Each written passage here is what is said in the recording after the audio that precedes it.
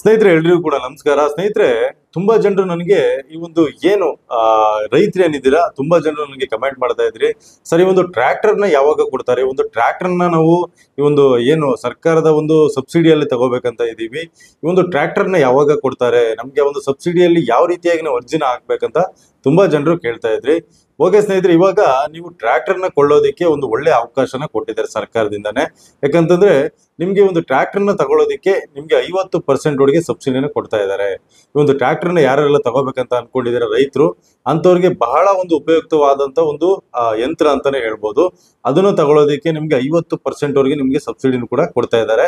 ಇದ್ರ ಬಗ್ಗೆ ನಾನು ಕಂಪ್ಲೀಟ್ ಡೀಟೇಲ್ಸ್ ನ ಹೇಳ್ತಾ ಹೋಗ್ತೀನಿ. ಅದಕ್ಕೂ ಫಸ್ಟ್ ನಮ್ಮ ಒಂದು ಚಾನಲ್ಗೆ ಯಾರೇನು ಸಬ್ಸ್ಕ್ರೈಬ್ ಆಗಿಲ್ಲ, ದಯವಿಟ್ಟು ಕೂಡ ಸಬ್ಸ್ಕ್ರೈಬ್ ಆಗಿ ಅಂತ ನಾನು ಹೇಳೋದಕ್ಕೆ ಇಷ್ಟಪಡ್ತೀನಿ ಸ್ನೇಹಿತರೆ. ಹಾಗೇನೆ ಈ ಒಂದು ಟ್ರ್ಯಾಕ್ಟರ್ ಕೊಡ್ತಾ ಇರುವಂತದ್ದು PM ಕಿಸಾನ್ ಟ್ರ್ಯಾಕ್ಟರ್ ಯೋಜನಾ, ಅಂದ್ರೆ ಈ ಒಂದು ಪ್ರಧಾನ ಮಂತ್ರಿ ಈ ಒಂದು ಕಿಸಾನ್ ಒಂದು ಟ್ರ್ಯಾಕ್ಟರ್ ಯೋಜನೆ ಏನಿದೆ ಅದರಲ್ಲಿ ನಿಮ್ಗೆ ಈ ಒಂದು ಟ್ರ್ಯಾಕ್ಟರ್ನ ಕೊಡ್ತಾ ಇರುವಂತದ್ದು. ಹಾಗೇನೆ ಸ್ನೇಹಿತರೆ, ಈ ಒಂದು ಯೋಜನೆ ಪ್ರಯೋಜನಗಳೇನಂತ ನೋಡೋದಾದ್ರೆ ನಿಮ್ಗೆ 20% ಇಂದ 50% ವರ್ಗು ಕೂಡ ಈ ಒಂದು ಸಬ್ಸಿಡಿನ ಕೊಡ್ತಾ ಇರುವಂತದ್ದು. ಅದು ಈ ಒಂದು ರಾಜ್ಯದ ಮೇಲೆ ಅವಲಂಬಿಸಿರುತ್ತೆ. ಅಂದ್ರೆ ಬೇರೆ ಬೇರೆ ರಾಜ್ಯದಲ್ಲಿ ಬೇರೆ ಬೇರೆ ರೀತಿಯಾಗಿ ಈ ಒಂದು ಸಬ್ಸಿಡಿ ಸಿಗುವಂತದ್ದು.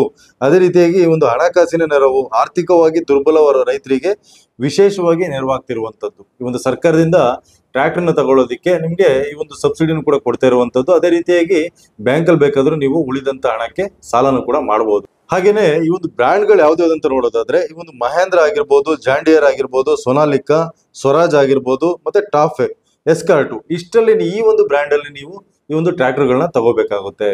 ನಾನು ಏನ್ ಹೇಳಿದೆ ಇವಾಗ, ಆ ಒಂದು ಬ್ರ್ಯಾಂಡ್ ಅಲ್ಲಿ ನಿಮ್ಗೆ ಈ ಒಂದು ಸಬ್ಸಿಡಿ ಬೇಕು ಅಂದ್ರೆ ಆ ಒಂದು ಬ್ರ್ಯಾಂಡ್ ಅಲ್ಲಿ ನೀವು ಈ ಒಂದು ಟ್ರ್ಯಾಕ್ಟರ್ಗಳನ್ನ ತಗೋಬೇಕಾಗುತ್ತೆ ಸ್ನೇಹಿತರೆ.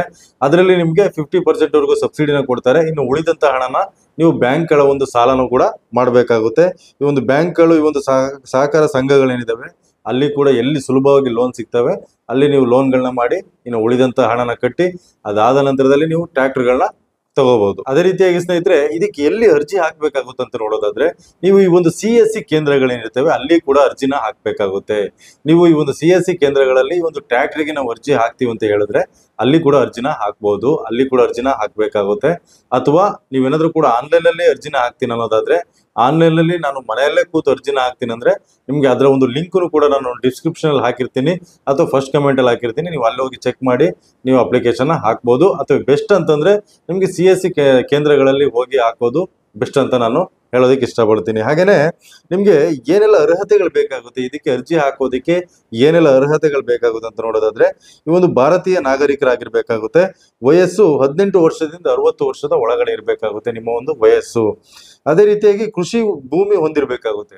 ಇಂಪಾರ್ಟೆಂಟ್ ಆಗಿ ನೀವು ಕೃಷಿ ಭೂಮಿನ ಹೊಂದಿರಬೇಕಾಗುತ್ತೆ. ಅದೇ ರೀತಿಯಾಗಿ ಕಳೆದ 7 ವರ್ಷಗಳಲ್ಲಿ ಯಾವುದೇ ರೀತಿಯಾದ ಒಂದು ಟ್ರ್ಯಾಕ್ಟರ್ನ ಒಂದು ಈ ಒಂದು ಯೋಜನೆಗಳಿಗೆ ನೀವು ಅರ್ಜಿ ಹಾಕಿರಬಾರ್ದು. ಈ ಒಂದು ಟ್ರ್ಯಾಕ್ಟರ್ ಈ ಒಂದು ಸರ್ಕಾರದಿಂದ ಸಿಗುವಂತ ಈ ಒಂದು ಟ್ರ್ಯಾಕ್ಟರ್ ಒಂದು ಯೋಜನೆಯಲ್ಲಿ ನೀವು ಈ ಒಂದು ಸಬ್ಸಿಡಿನ ತಗೊಂಡಿರಬಾರ್ದು. ಅಂತವ್ರು ಇದಕ್ಕೆ ಅರ್ಜಿ ಹಾಕೋದಿಕ್ಕೆ ಅವಕಾಶ ಇರುವಂತದ್ದು. ಅದೇ ರೀತಿಯಾಗಿ ಈ ಒಂದು PM ಕಿಸಾನ್ ಅಲ್ಲಿ ನೀವೇನಾದ್ರೂ ಕೂಡ ನೋಂದಣಿ ಆಗಿದ್ರೆ ಅದು ಸುಲಭವಾಗಿ ಆಗುವಂತದ್ದು. ಅದೇ ರೀತಿಯಾಗಿ ಇದಕ್ಕೆ ಯಾರೆಲ್ಲ ಅರ್ಜಿ ಹಾಕ್ಬೋದು ಅಂತ ನೋಡೋದಾದ್ರೆ ಒಂದು ಸಣ್ಣ ಮಧ್ಯಮ ವರ್ಗದವರು ಮತ್ತೆ ಮಹಿಳಾ ರೈತರಿಗೆ ಆದ್ಯತೆಯನ್ನು ಕೂಡ ಕೊಟ್ಟಿರುವಂತದ್ದು. ನೆಕ್ಸ್ಟ್ ನಿಮ್ಗೆ ಅಗತ್ಯ ದಾಖಲಾತಿಗಳು ಏನೇನೆಲ್ಲ ಬೇಕಾಗುತ್ತೆ ಇದಕ್ಕೆ ಅರ್ಜಿ ಹಾಕೋದಿಕ್ಕೆ ಅಂತ ನೋಡೋದಾದ್ರೆ ಮೊದಲನೇದಾಗಿ ಆಧಾರ್ ಕಾರ್ಡ್ ಬೇಕಾಗುತ್ತೆ. ನಂತರ ಈ ಒಂದು ಭೂ ಸೌಮ್ಯ ದಾಖಲಾತಿ ಅಂದ್ರೆ RTC ಕೂಡ ಬೇಕಾಗುತ್ತೆ. ನಿಮ್ಮೊಂದು ಜಮೀನಿನ ಒಂದು RTC ಕೂಡ ಬೇಕಾಗುತ್ತೆ. ಅದಾದ ನಂತರದಲ್ಲಿ ಬ್ಯಾಂಕ್ ಪಾಸ್ಬುಕ್ ಬೇಕಾಗುತ್ತೆ. ನಂತರ ಪಾಸ್ಪೋರ್ಟ್ ಗಾತ್ರದ ಫೋಟೋಗಳು ಬೇಕಾಗುತ್ತೆ. ನಂತರ ಪ್ಯಾನ್ ಕಾರ್ಡ್ ಬೇಕಾಗುತ್ತೆ. ನಂತರ ಜಾತಿ ಪ್ರಮಾಣ ಪತ್ರ ಬೇಕಾಗುತ್ತೆ. ಅಂದ್ರೆ SC ST OBC ಏನಾದ್ರೂ ಆಗಿದ್ರೆ ಜಾತಿ ಪ್ರಮಾಣ ಪತ್ರ ಬೇಕಾಗುತ್ತೆ. ನಂತರ ಆದಾಯ ಪ್ರಮಾಣ ಪತ್ರನೂ ಕೂಡ ಬೇಕಾಗುತ್ತೆ.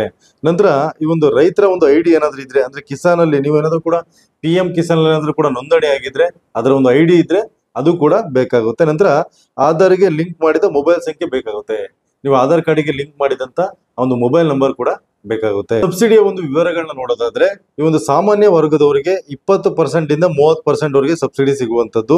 SC ST OBC ಅವರಿಗೆ 40% ಇಂದ 50% ವರೆಗೆ ಈ ಒಂದು ಸಬ್ಸಿಡಿ ಸಿಗುವಂತದ್ದು. ನಂತರ ಮಹಿಳಾ ರೈತರಾಗಿದ್ರೆ ಅವರಿಗೂ ಕೂಡ 50% ಸಬ್ಸಿಡಿ ಸಿಗುವಂತದ್ದು. ಇನ್ನ ಉತ್ತರ ಪೂರ್ವ ರಾಜ್ಯಗಳು ಅಂತವ್ರಿಗೆ 50% ವರೆಗೆ ಒಂದು ಸಬ್ಸಿಡಿ ಸಿಗುವಂತದ್ದು ಸ್ನೇಹಿತರೆ. ನಂತರ ನಾನು ಹೇಳಿದ್ನಲ್ವಾ ಈ ಒಂದು CSC ಕೇಂದ್ರಗಳು ಅಂದ್ರೆ ಕಾಮನ್ ಸರ್ವಿಸ್ ಸೆಂಟರ್ ಏನಿರ್ತಾವಲ್ವಾ CSC ಕೇಂದ್ರಗಳು, ನೀವು ಅಲ್ಲಿ ಹೋಗಿ ಅರ್ಜಿ ಹಾಕಿದ್ರೆ ಹಾಕೋದ್ರೆ ತುಂಬಾನೇ ಬೆಟರ್ ಅಂತ ನಾನು ಹೇಳಕ್ ಇಷ್ಟಪಡ್ತೀನಿ. ಯಾಕಂದ್ರೆ ನಿಮ್ಗೆ ಒಂದು ಮೊಬೈಲ್ಗಳಲ್ಲಿ ಸರಿಯಾದ ರೀತಿಯಲ್ಲಿ ಅಥವಾ ಲ್ಯಾಪ್ಟಾಪ್ ಅಲ್ಲಿ ಏನಾದ್ರು ಕೂಡ ಅರ್ಜಿನ ಹಾಕ್ತಾ ಇದ್ರೆ ಅದು ಸರಿಯಾದ ರೀತಿಯಲ್ಲಿ ದಾಖಲಾತಿಗಳನ್ನ ಕೇಳಿದಂತ ಸಂದರ್ಭಗಳಲ್ಲಿ, ಅದು ಏನಾದ್ರು ಕೂಡ ಸರ್ವರ್ ಬಿಸಿ ಇದ್ದಂತ ಸಂದರ್ಭಗಳಲ್ಲಿ ನಿಮ್ಗೆ ಆ ಒಂದು ಅರ್ಜಿ ಹಾಕೋದಕ್ಕೆ ಸಾಧ್ಯ ಆಗೋದಿಲ್ಲ. ಹಾಗಾಗಿ ಬೆಟರ್ ಆಪ್ಷನ್ ಅಂದ್ರೆ ನಿಮ್ಗೆ CSC ಕೇಂದ್ರಕ್ಕೆ ಹೋಗಿ ನೀವು ಅರ್ಜಿಗಳನ್ನ ಹಾಕೋದು ಬೆಟರ್ ಅಂತ ನಾನು ಹೇಳಲಿಕ್ಕೆ ಇಷ್ಟಪಡ್ತೀನಿ. ಓಕೆ ಸ್ನೇಹಿತರೆ, ಈ ಒಂದು ವಿಡಿಯೋ ಏನಾದ್ರು ಇಷ್ಟ ಆಗಿದ್ರೆ ದಯವಿಟ್ಟು ಕೂಡ ಒಂದು ಲೈಕ್ ಮಾಡಿ, ಹಾಗೆ ನಮ್ಮ ಒಂದು ಚಾನಲ್ಗೆ ಸಬ್ಸ್ಕ್ರೈಬ್ ಮಾಡಿ ಅಂತ ಹೇಳ್ತಾ ಈ ಒಂದು ವಿಡಿಯೋನ ಇಲ್ಲಿಗೆ ಮುಗಿಸ್ತಾ ಇದ್ದೀನಿ. ಮುಂದಿನ ವಿಡಿಯೋದಲ್ಲಿ ಮತ್ತೆ ಸಿಗ್ತೀನಿ. ಧನ್ಯವಾದ ಸ್ನೇಹಿತರೆ.